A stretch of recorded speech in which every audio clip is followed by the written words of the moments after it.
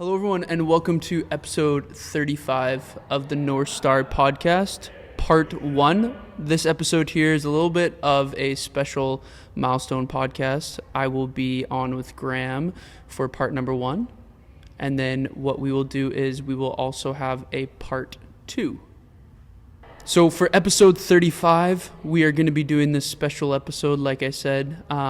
Graeme is a guest, but also a host in this episode here. So if no one knows who Graeme is, he's actually the guy behind this setup. He is the guy that comes to all the podcasts. He's the brains of all this operation. So this one here is a cool episode because me and Graeme are going to go over some things that I want to talk about nutrition, but also to what Graeme and me really think that is going to be valuable for everyone listening to this, because essentially at the end of the day, yes, we have many guests. Yes, we have a whole bunch of different, avenues that we talk about and different business owners and different stories, but I don't actually get to really talk about my profession and what I like to talk about. So that is why this episode here is going to be special in the way of I'm going to be the one kind of being on the hot seat. And from there, we're going to build off of it and then include a part 2, which will be episode 36. Graeme, welcome. It's good to finally be here. Yeah, he's on camera, man. This is awesome. So I know, Graeme, I just kind of talked a little bit about what we're going to do, but did you want to start off by saying anything as well, just to kind of give a little bit of the viewers an understanding of kind of who you are and like what you're doing and stuff? So Yeah, sure. So my name's Graeme Bisset. I am a freelance videographer, and I've worked with Jeremy now for, I think, around 8 months. Yeah. And I started off by mentoring under my partner, and now I fully do the podcast. And yeah, I'm a student of what you preach as well, being around you every time we're doing something like this. So I'm just happy to be here, and now I'm finally in front of it. So yeah. it's a little surreal, I'll admit. I think the cool thing though is that with this here, it's like Graeme also sees all the guests, and he's actually the first viewer of all the podcasts, which is kind of funny because when we think of it is when I do the podcast with someone, I'm the one also being on the side of like, I've seen it, I've talked to the individual, but you're actually the first viewer every time. You're the first person to always see the podcast episode before it's even released. So I think that's really cool too, that you get to be like on both sides of it. I do want to talk a little bit. I know we were going to talk about nutrition, but I think it'd be cool to talk a little bit about your guys' business and kind of what you guys do and what makes you guys different when it comes down to the direction you guys want to take your company as well. Yeah, so with our company's called Creative Capital, and the big things with us is I like to say that whatever somebody's passionate about, that they should focus everything that they have on that. They should focus everything that they have on their passion. And most people don't have the time to focus on social media and film it because they're too busy doing it. So that's where we come in. So you you do what you love, and then we'll film it. So we can help show the world that way, and we can work together to build a product that other people will enjoy watching and help advertise your brand. And then we're there along the way promoting it and advertising it. So in short, that's basically what we do. You do cool stuff. We want to show the world. And that you can do it, yeah. And that's I'm very proud to do it because it's kind of a niche thing in some ways. Yeah. A lot of people just want to kind of go about their business. They don't think about filming much, but nowadays with how big social media is, without saying much, it's a new way that people need to think about marketing, and so that's where we come in and we help people with that. Cool. I know that you do, most of the filming, kind of editing, all that kind of related stuff, and meeting with the individuals. You also have another business partner. I know some of you, if you've watched the podcast for a long time, you've probably seen Calvin as well. He used to be the one when we started this all, but what is kind of Calvin's role and your role differ in your guys' business? So yeah, you said it well there. I do pretty much all the filming. Yeah. There have been maybe some instances where I'm sick, where Calvin's had to film, but other than that, I do all the filming and all the editing and all the audio, sound, that stuff. And Calvin focuses on building systems that will help automate our processes and help automate other people's businesses. And so at first glance, it might sound like they're kind of unrelated, where he designs systems for the businesses and I film them. But at the end of the day, it's a digital assistance. It's synergy, man. Synergy, sure, yeah. They're a little bit different, but they do come hand in hand, and that's what I like about it. And that's cool. Why we work well. And so he's very happy being the guy in the chair at home, and I'm happy being the guy who gets out and gets to film cool stuff and meet cool people. So we work well together for that reason. Yeah, no, it's probably been pretty cool for you to meet some of the over the year or so that we've been doing this. You've met some pretty cool people and been able to hear stories, and it's cool for me too to have someone there that also can meet someone that I also think has a cool story, or they have some sort of either inspiration that they've had, or their story, or they bring value to their industry. So it's been cool to have you along the ride, and I'm looking forward to, as we keep growing, because we got some other podcasts planned and some guests that we got wanting to do. So I think the growth of it is going to be really fun as well. Mm-hmm. Oh yeah, totally. It can only go up from here. And you mentioned about being along the ride for some cool guests, like going to the Muscle Doctor's house in Vancouver, just some unexpected places. Excuse me.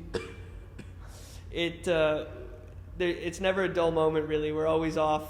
And that's what's fun about the mobile podcasting setup, right? It allows us to go to some unpredictable places and really go wherever. Yeah. Well, and that was something when we're talking about podcasting, is there's not many podcasts that are mobile. A lot of times people will come to you, and I think that was something cool that we were able to incorporate, was a mobile podcasting where we can go see and go to other places where there's also a different atmosphere, or someone feels a little bit more comfortable in their house, or there's different ways we can go about it. So I think that's really cool as well. Mm-hmm. Well, yeah, you talk about, say, episode 13 or 14 with Jove at the bistro. Yeah, the Table Bistro. The Table Bistro. Yeah. Where you're in a restaurant, you have the whole ambience of the building itself, and that stuff that you can't replicate that in a studio, right? He's a restaurant owner, and you really feel what he's talking about because you're actually there. Yeah. No, I think it's cool, man. I just wanted to get a little bit of brief, understanding of who you guys are too, because at the end of the day, it's you guys do a lot of work on the back end, and not everyone knows who you guys are. So I think it was really cool that we were able to do this and chat a little bit about your guys' story and what you guys are doing and the direction you guys want to take your stuff to. So I'm glad you were able to share that. Yeah, well, why don't we talk about some fitness stuff? Yeah, let's get into it, man. Let's get into it. Okay, so I wanted to chat a little bit about, and what we're going to kind of bounce off of here is, I wanted to talk a little bit about the understanding of calories and energy balance. So, Graeme, when I say energy balance or understanding calories, what comes to mind for you? Well, my gut is calories are those things that you need to avoid. Okay. Essentially. Okay. So this is actually this is why I think it's good for me and Graeme to chat kind of back and forth, because I want to kind of treat it like this conversation, like if I was talking to someone that is going to be coming on with me. You know what I mean? Mm-hmm. So if we look at understanding calories and energy balance, everyone has a calorie maintenance, right? Do you understand that term? Like what maintenance calories is? The amount of calories required to keep you healthy? Yeah, or keep you at a kind of a baseline, right? You eat a certain amount of calories every day to keep the body composition. This individual will also keep their calories at this for their body composition, right? The big thing with maintenance calories, though, is that maintenance calories fluctuates day to day. So it's not like every day you burn exactly 2,000 calories. and then the next day you don't burn exactly 2,000 calories. Usually there's a range. For most people, and again, this is just me talking to the masses, most people are within like probably 200 to 300 range, give or take, depending on the day. Because if you were to sit in this chair all day and just sit there for 12, 14 hours, versus as if you went and did a 20-kilometer hike, which one do you think you'd burn more calories at? 20-kilometer hike. 20 kilometers. But you're essentially, if we look, like if you did this today where you sat in the chair and then tomorrow you did the hike, it's not like your body composition is going to drastically change in one day, right? So that's what I'm saying about maintenance calories tends to fluctuate, but it also, your body's very adaptable to what you do. So on a weekly basis, I try to look at maintenance calories as that, okay? Does that make a little bit more sense on calories and energy? Yeah. In regards to maintenance, again, we're looking at it as a whole over a weekly basis. If we look at it as what are we fluctuating week per week, month per month, year per year, it can obviously fluctuate depending on what's happening. But once you know your maintenance calories, there's two different ways we can look at this, is either if we go into a deficit or we go into a surplus. So, you know, Graeme, you had mentioned calories and things to...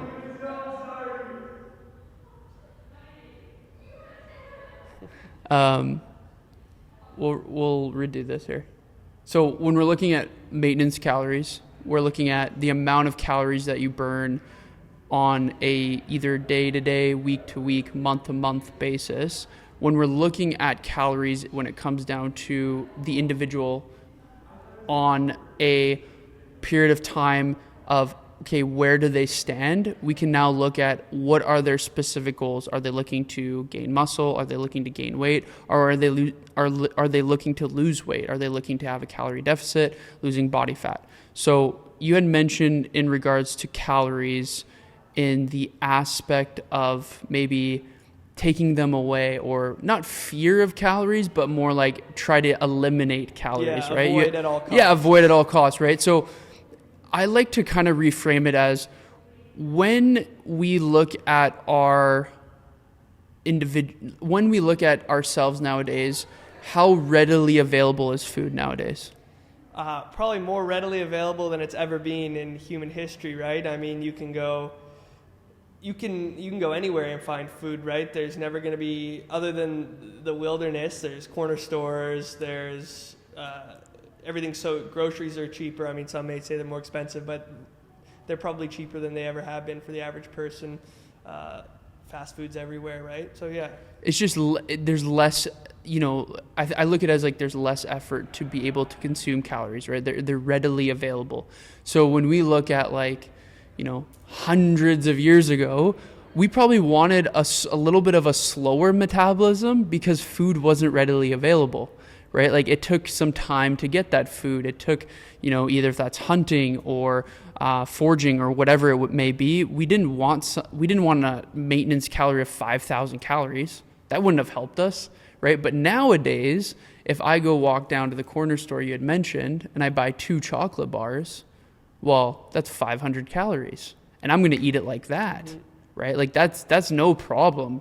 You know, 2 chocolate bars, like, you think of it, you're not going to feel really full after, you know, and it's going to go in the system pretty quick, and you're going to utilize that energy, and now it's on to the next thing, right? Where if I had 500 calories of chicken breast or 500 calories of berries or 500 calories of vegetables, well, that's going to act very different on how you feel as the individual, right?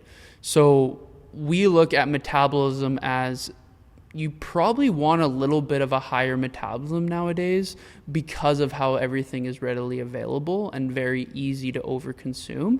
It'll help you not be able to stress as much, because if I gave you a maintenance calorie of 3,000 calories versus if I gave you a maintenance of 1,000 calories, which one do you think is more enjoyable?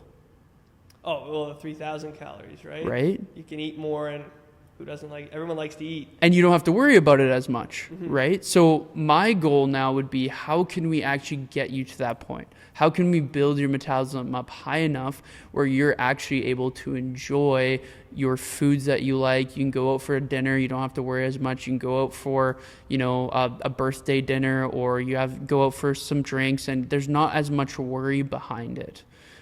So when we look at the metabolism, there's ways of increasing it. Building muscle is one of them. When I ask you, like, if you were to give, I like this question, but if you were to give like maybe not an analogy, but if I were to give you ask you, can you describe to me what body fat is? Like, when you think of it, like emotional base or like psychological base, like when you think body fat, what do you think of? Oh, geez. When I think of body fat, I think of, it's definitely like almost a demonic word. It's again like calories. It's a scary word that something that you want to get rid of, something that serves no purpose at face value, and something that it's probably seems like it's slow, it's sluggish. Yeah, it's slow, sluggish. It's tired. Like, when you think of body fat, those are kind of some words that, it sounds like what you were trying to get to in the aspect of it as like, this is something that probably doesn't serve us a ton. Doesn't mean that we do need some body fat. That's before any disclaimer here. Some body fat on the body is healthy, right? Being 2% body fat year round is not going to be healthy long term. But anything excess or things that we don't utilize that is also going to be a conversation that we have to have as well. Now let's look at muscle. When you think of muscle, what do you think of? Oh, I think strength, I think fitness, I think healthy. Yeah, and fast energy. You think like the total opposite of it, right? Mm-hmm. So when we look at these two figures, we want to look at it as a basis of, if we have X amount of body fat and X amount of muscle, well, muscle is going to help us be able to burn more calories. Okay, when you have more muscle in your frame, you're going to be able to burn more calories at a resting state. Okay, so now that we know the difference between maintenance, different calorie maintenance aspects of it, I do want to talk a little bit about surplus and deficits. So, Graeme, when we look at deficits, what do you think a deficit might look like? A deficit, from my knowledge, is when you are consuming less than the minimum amount of calories that your body needs per day. So, like, if you need 2,500 calories to stay 150 pounds, if you consume, let's say, 2,000 calories a day, that's a calorie deficit, and over a long enough period of time, you can your body no longer has extra calories that it can store into fat, and therefore you actually burn fat through that, is my knowledge. Yeah, so a simple way, and the reason why I'm asking you is because a lot of people are going to be in the same spot as you when it comes to the understanding. Like, I've been doing this for so long, for me it's just like understanding like that, right? So my goal for this conversation is getting, what comes into your mind? What comes to someone who doesn't live and breathe the fitness industry? Because that's going to help people. They're going to actually understand, like, oh, I think like this too, or like, I never thought of it like this. So yeah, when you, basically the easiest way to go about it is this: you burn 2,000 calories a day. And like I said, maintenance fluctuates. So let's give yourself a range of 1,900 to 2,100 calories you burn in that range, right? If you eat less than that amount, you are putting yourself in a calorie deficit, which will then lead to, body fat loss, which inherently can lead to weight loss as well. And essentially, going down that route, you'll get to a point where you hit a amount of weight that you've lost, or body fat, and then we got to look at what's the next direction after that. But I'm not going to get into that quite yet. Now let's reverse it. If we're looking at surplus, what are we looking at when it comes to surplus? Let's say again, 1,900 to 2,100 calories is your maintenance. What's surplus then? Surplus is if you need 2,500 calories per day, you're going over that. You're eating more calories than what your body needs to maintain its everyday functions. Right? Yeah, it's perfect. So when I look at a surplus too, and I don't know if you've ever heard of it like this, but you can gain body fat in a surplus. You can also gain muscle in a surplus. So essentially, when we're looking at deficits and surpluses, we don't want to create such a big surplus or such a big deficit that we tend to lose muscle or we gain too much fat. Okay, because if your maintenance is 2,500 calories, I'm like, Graeme, I want you to eat 4,000 calories now. Do you think you'll start to gain body fat? Yeah, exactly, right? But if I was like, hey, Graeme, your maintenance is 25, let's start you at like 28, and I want you to also weight lift. What do you think is going to happen then in that point? I think I'll be gaining muscle, and I won't be gaining as much fat because I'll be putting those calories into my muscles. And actually, quick question. Yeah. Can you gain muscle on a calorie deficit still? You can actually, yeah. So these are some ways. There's some ways to gain muscle, to preserve muscle. Number one is make sure we have adequate protein. Also, two, if you're someone who is brand new to weightlifting and has never weightlifted, or we would call them newbie gains. So if you're weightlifting and in a calorie deficit, you can start to gain muscle and lose body fat at the same time. It doesn't stay at the same rate though. So I'm just going to throw a random number out there. Let's say you gain 10 pounds of muscle in the first month. Usually that rate will slow down eventually because now your body's used to, the weightlifting, it's used to that stimulus. Another way that would happen is if you're someone who's trained. So have you heard the term muscle memory? Yep. Before? So if you're someone who's been trained or that you've done some training in the past of some sort of weightlifting, you will essentially, when you go back into a deficit and you start weightlifting again, you can start putting muscle on again as well. If you're on anabolic steroids, that's another way in a deficit that you can gain muscle. I have to say that because that is possibility too.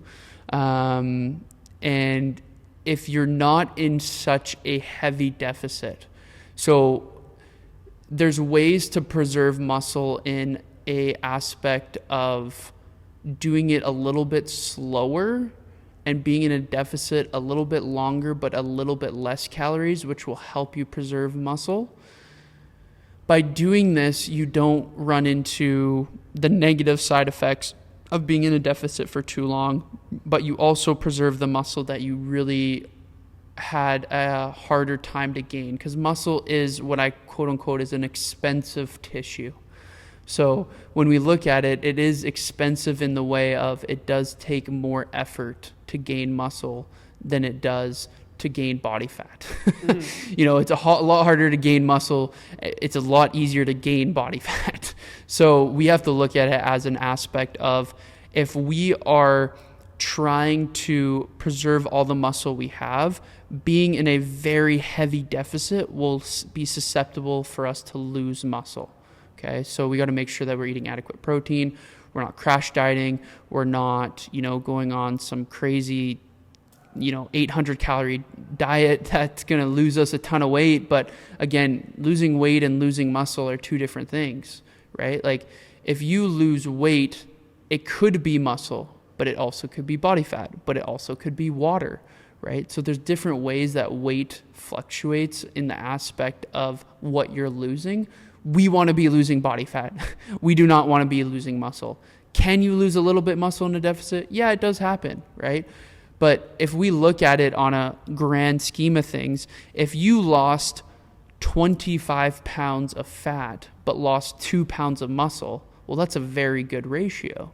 But now let's reverse it. If we lost 15 pounds of muscle and lost 10 pounds of body fat, that is not good. That is not somewhere you want to be. So that is something that I really hone in on individuals, that going super hard and super extreme won't always lead to better results. Okay. So like in that scenario, do you think somebody like that would be not dieting properly? Like maybe they're working out really hard, but they're not giving their body what it needs to actually build muscle up? Yeah. So also too depends on what we call like sending the right signal to the body. If you're not sending the right signal to build muscle, then it's going to be hard to build muscle, right? So, and by saying that, we need to strength train. That is going to be helping us build muscle. That is the aspect of building muscle, is strength training.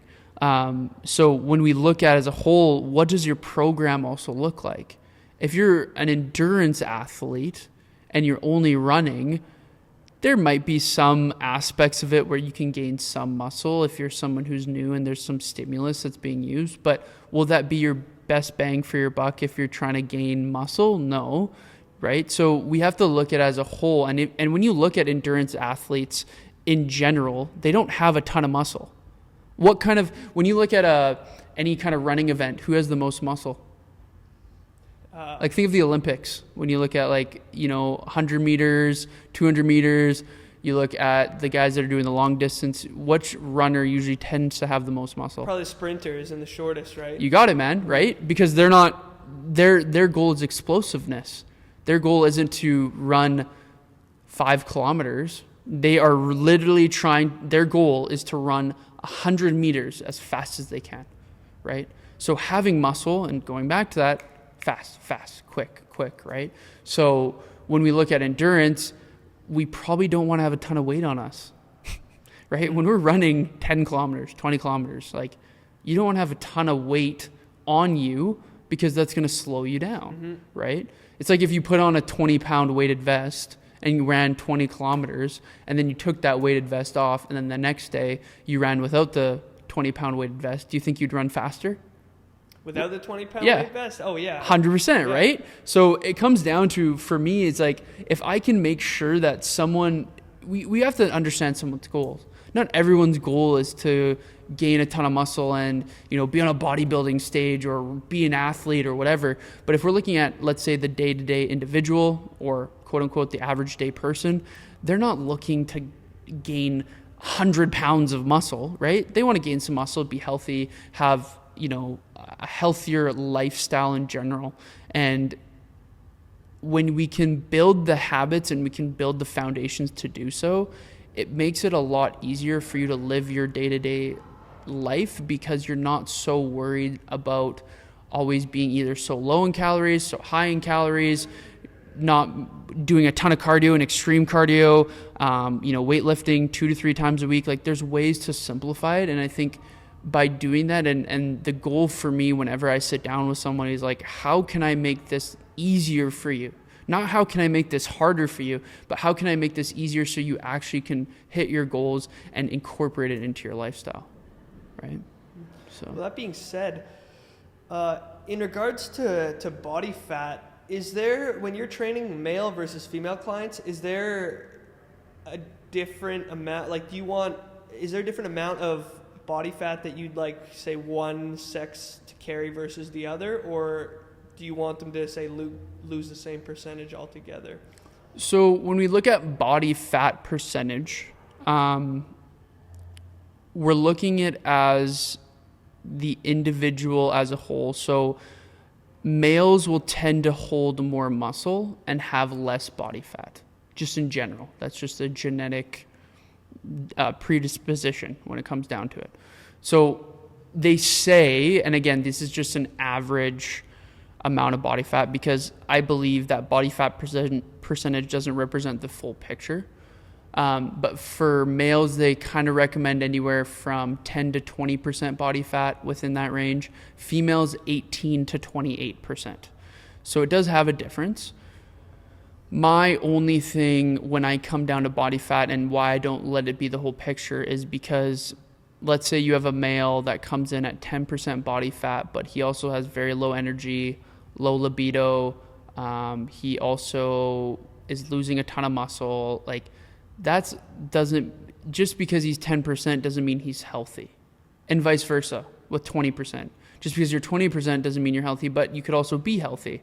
Same with females. We can look at a female's representation too, where they can be at, let's say, 28% body fat, but feel horrible, or they can be at 28% body fat and feel amazing, right? So there's also follow-up questions when it comes to it. But when we look at body fat, it also depends on the individual's goal, right? Like, are they coming off of, being on a very high calorie deficit, or are they someone who yo-yo diets, or are they someone who actually needs to lose body fat? There's goal specific with all this stuff. And I think if you are taking someone's plan and you're looking at it as it fits everyone's lifestyle, and there is no one size fits all, that's an approach that, is going to lead you to a very, very hard transition and journey, because I do believe that when it comes down to it, that there is no plan that is a one size fits all.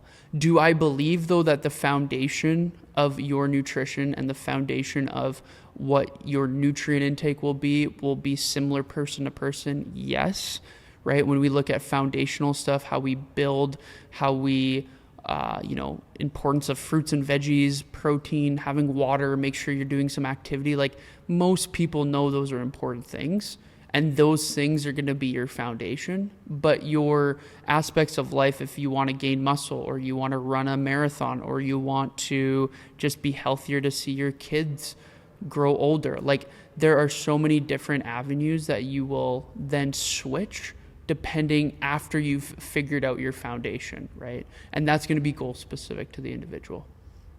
You mentioned how, or at least from my perspective, there was a time where I was really, really big into lifting weights, and my main goal was to lose more body fat, look better, look more slim. And I think I actually got lost in that and didn't concern myself with nutrients too much. Like, I know protein, you need protein to build muscle. It's the most basic thing. But I think I was so just focused on looking better that I actually didn't have attention for any of that, take care of any of those needs. And I think it probably cost me in some ways in the end, because there are certainly strength benefits, but I think you do still end up feeling tired and sluggish. And like, how would you help somebody if they came to you and said, I'm always tired? I hear that a lot nowadays. People say, I'm always tired. And it's not just older people. It's not people in their 50s and 60s. It's people in their 30s and their 20s that say, I'm always tired, and always suffer from that. And they need to be taking, they have caffeine addictions. They're always drinking coffee, things like that, because they feel that way. So how do you, if one of your clients comes to you and says, I'm always tired chronically, what do you help them out with? How do you help them out? So essentially, when we look at fatigue, we have to look at different avenues of life. If your sleep is poor, well, that's probably the one place most people might be lacking. And I think, when you say 20, 30-year-olds, when you think of a 20-year-old, do you think they're really getting adequate sleep all the time? Probably not. They're probably scrolling on their phone. They're up super late at night partying. They're there's no what we consider sleep hygiene, right? But that even comes down to people that are, in their 40s or 50s. It's like, we're so distracted by TV and phones and video games and this, and like, those are the things you tend to do at the end of the night, right? Like, there's no, you just like unwind, right? So when we look at the avenues of energy, we also have to look at, are these people actually getting adequate sleep first? Like, are they actually getting enough sleep? And a lot of times when I talk to people, they're not. I've seen 4 hours, 5 hours, 6 hours. Obviously, person to person, it's going to change. Some people might need 9 hours, and they need 9 hours to feel good. Some people might need 7. Some people might need 6, right? But when we look on a basis of what is quality sleep, that also comes down to, are you in an environment that you feel like you're comfortable? Like, if you don't have a good bed or a good pillow, or the room is like super hot and you're sweating, you're not going to have a good sleep. Like, I don't know if you've ever been in a room where it's like boiling hot and you're sweating in the middle of the night. It's like, your sleep's not good. Yeah, my family, we had one air conditioning unit for between me and my brother, and we would trade summers. So one summer I would have it in my room, and it'd be awesome. Yeah. And the next summer he would have it, and I'd just be sweating bullets the entire 3 months. And your sleep would just be not the same, right? So we have to look at different things like that.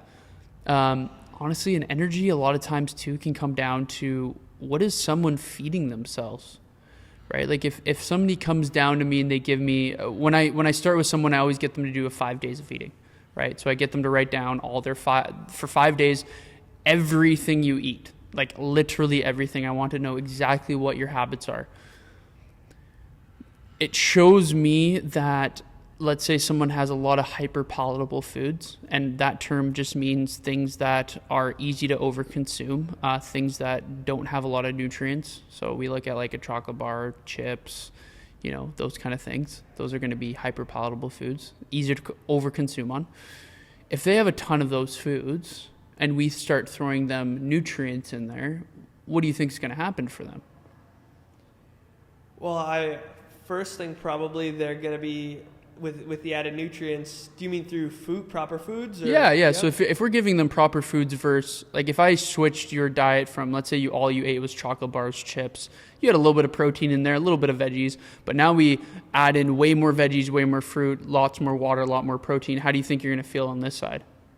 Better, and also probably less hungry and less like I need to snack on all that stuff, because like you said earlier, it'll be you're getting more calories from, or the same amount of calories from more food, and you're going to be less hungry because of that. Yeah, so like less cravings, less energy dips. We've all had that either Thanksgiving dinner or big dinner where we eat way too much food and then we just want to sleep, right? And a lot of people, they that's what they do every single day. It's like they eat a meal and they feel like they need to sleep after.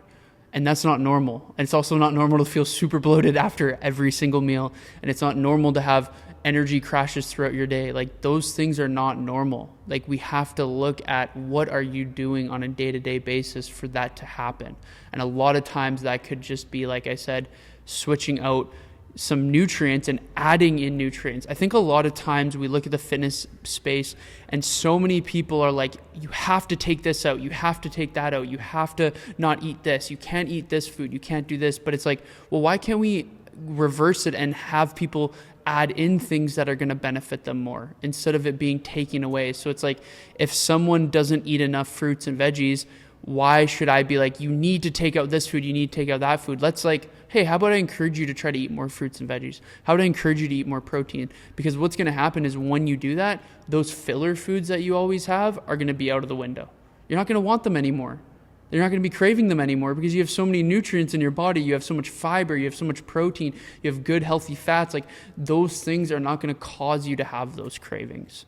So I always look at it as on the end of the basis is if we're looking at this on a long-term avenue and we want to make this something that really sets a tone in your life, we have to make sure that you know what your foundation is, because this could be something that you've done. Have you just gone into something like you had tried about intermittent fasting? It wasn't on the camera, but we've chatted a little bit about this. Have you just ever started intermittent fasting? You're like, I'm just going to start it. Like no plan, no end date. You're just like, I'm going to start intermittent fasting. Yeah, I did when it was a couple years ago, but I just decided, okay, I'm just going to only eat between these 2 times, and I went with it. Yeah, and there was no really, okay, there's a plan in the way you're going to have this eating window to this eating window, but there was no like looking at what you eat already, like fruits, veggies, protein. There wasn't looking at also to how much calories are you consuming before that. And there wasn't an end date probably. You probably were just like, I'm just going to intermittent fast and, as long as I can go is pretty much right? my like for the rest of my life if possible. And then I always ask the question, if you have to plan a trip, okay? Maybe sometimes you go on a sporadic trip. Most people I talk to, they don't just go on sporadic trips. They're usually planned. You got to figure out what flight you're taking. You got to figure out, where you're staying. You got to figure out what destination you want to go to. You usually will probably plan if you want to stay in an Airbnb or you want to stay in a hotel or you want to stay in wherever, a hostel, right? And you have a length of time that you stay. Most people don't. There are some people, but most people don't go on a trip and they're like, I'm just going to go a one-way ticket and then hope for the best, right? Most times you have a ticket back home as well. So we have to look at that as nutrition as well. It's like we have to have a plan where if we go into this nutrition plan or this nutrition protocol or this nutrition foundation, we also have to have it where at the end of it, what does it look like? How do you maintain the results that you've done? What next phase are we going to go into? Because a lot of people don't look at phases. They just look at, I'm going to go on fat loss and that's it. And then once I get there, I'm hope for the best and see if I can maintain. Where it's like, well, why don't we actually teach you how to keep this off as you go through the journey instead, right? So there's just a little bit of switches that you can make. A lot of times too, when we're looking at the understanding of dieting and psychology around dieting, there's also a lot of times where we want to make sure that someone understands that nutrition isn't just the food and the calories that you consume, but it's the way that you talk to yourself. So Graeme, I'm going to ask you a little bit of ask you if there's any stories or anything that, you've ever had where you felt like you were kind of beating yourself up for having a food. Have you ever felt like that before? Oh yeah, sure. The guilt of like going and getting a Slurpee at night. Yeah. Things like that. Going to McDonald's, getting probably more food than I think I should be eating there. Yeah, treating it like it's something I shouldn't be doing. It's something I should feel bad about doing it anyways because I'm hungry and I lack the willpower, so to speak.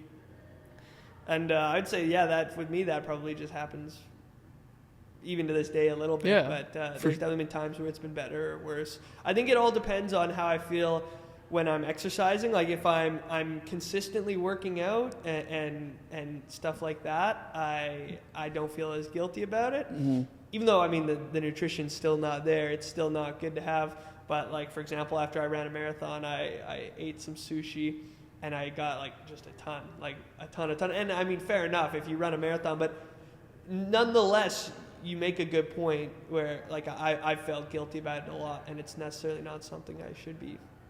Yeah, think differently. Well, and that's, something that I usually try to talk to people about is that, when you're looking at any kind of psychology or practical tips when it comes to nutrition, we want to look at it as a aspect of how do you talk to yourself? How do you treat yourself when something happens? Because if you're always putting yourself down, well, it's going to be really hard for you to continue doing that because all you're doing is telling yourself this perpetual, I'm not good enough. I can't do this. I keep messing up. Every time that I go out, I end up over consuming, and you just guilt yourself and beat yourself up, where it's like, if we can reverse that and look at it as, well, how can we make it where it makes it easier for you not for that to happen? First, that's again, building the foundation. Like I said, everyone has a foundation. We have to learn how to build that. And then also two, planning ahead, looking at things more of as if we get into this situation, what are some ways we can either talk with ourselves, or what are some ways we can make sure that we have something that's maybe higher nutrient dense available, instead of going to that point where you're starving and you just want to eat everything, and the combinations that you mix together are super weird as well. You're grabbing peanut butter, then you're grabbing a bag of chips, and then you're grabbing some milk and then some ice cream, and it's just there's no structure to it, right? It's because you've gone to a point where it's been too long, right?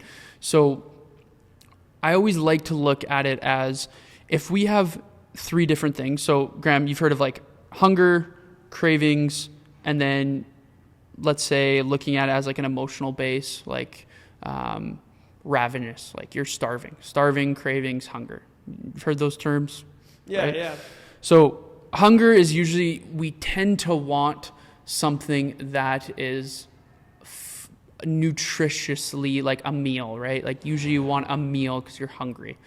Craving is usually going to be something that you want that is very specific. I want that Oreo cookie. I want that bag of chips. Cravings can also lead to, if you've been stressed or there's any kind of emotions or you're feeling down, like there's obviously some other aspects of that too. And then we look at starving. Starving is like, I don't care what it is. I need it now, and I want it like as fast as I can because I haven't had the time to consume enough calories. When we're looking at it from a dieting standpoint, so in a deficit, what do you think people deal with the most when it comes to those three? When you're dieting in a deficit, I would imagine that if you're consistently in a deficit, you're probably, you're hungry, but I would imagine you are ravenous in some ways just because, you're in a deficit. Your body is like, I am not getting what I think I need. Yeah. And you need to do something about it now. Mm-hmm. So I'm glad you said that, because going back to what we chatted about being in a deficit is to eliminate that is first we look at how many nutrients you have, right? We obviously have to be in a deficit as well, but we also look at what is your deficit. Again, going back, are you in an 800 calorie deficit?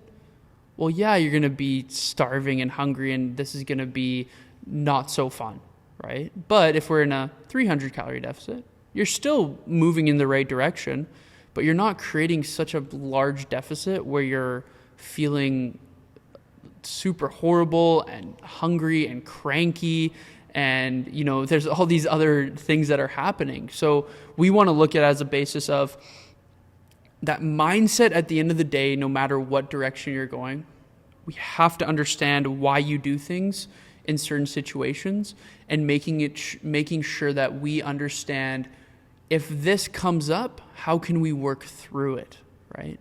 I get a question asked a lot, and I don't know if this is something you've ever heard me chat about, but someone has asked me about cravings, right?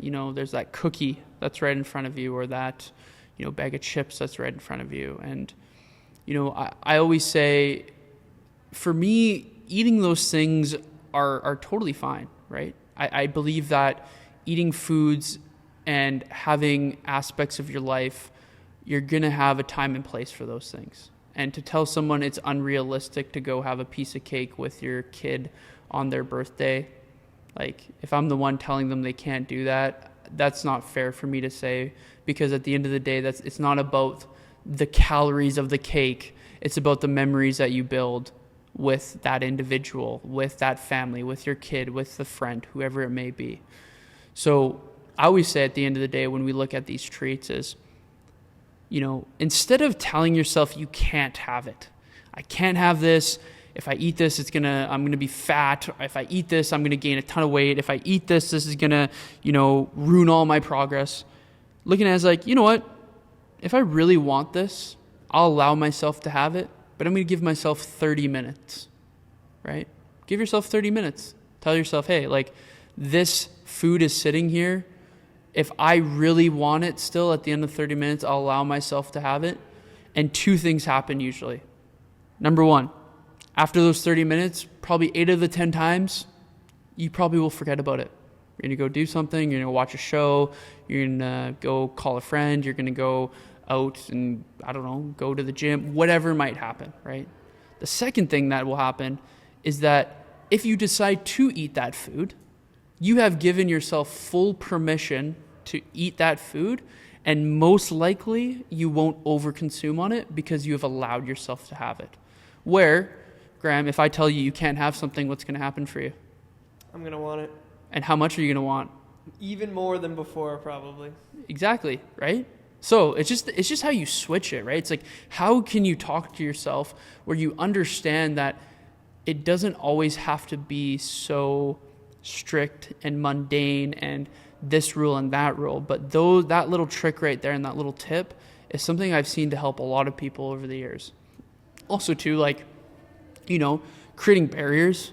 If you have 20 bags of Oreos in your cabinet, well, you're not really creating a barrier for yourself. Like if Oreos is something that you really have a hard time with, having 20 bags in your house is not going to help you either, right? Like we have to create some sort of barrier. Another barrier would be like, having it in an area where you don't always see it. If it's like at the top shelf where you have to grab a ladder, right? Because that's going to create something that causes you to think a little bit more. If there's a box of Oreos at the top of your cabinet, and every time you need to have Oreos, you need to grab a ladder, what do you think is going to happen for yourself? It's just one more, what's the word? It's like one more obstacle in your way of getting that, and sometimes that's all it takes, right? Yeah, because then you almost catch it. You catch yourself, yeah. Right? Where if I had like the box of Oreos on the kitchen counter, they're open already. They're just like freshly I just ripped open the package and they're just sitting there. They might be calling your name, right? So that way there's ways of adding barriers, right? And the barrier of not having them in the house is that if you really want it, you're going to have to get in your car. You're going to have to drive to the store. You're then going to have to go buy them, purchase them, go to the cashier, and then walk out the door and, go home and go eat them, right? It's like there's a barrier. So when we look at these things, there's ways to go about it as well. So thank you, everyone, for listening to episode 35, part 1 of the North Star podcast. Stay tuned for part 2 of episode 36. That's going to come out soon. The reason we did this kind of dual part is that we really wanted to make sure that the information that was being said in part 1 could be understood and could be rewatched and could have any questions being asked.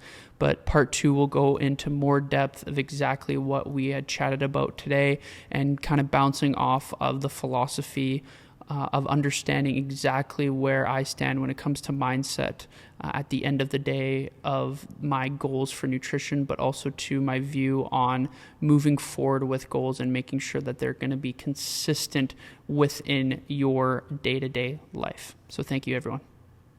Thank you very much, everybody.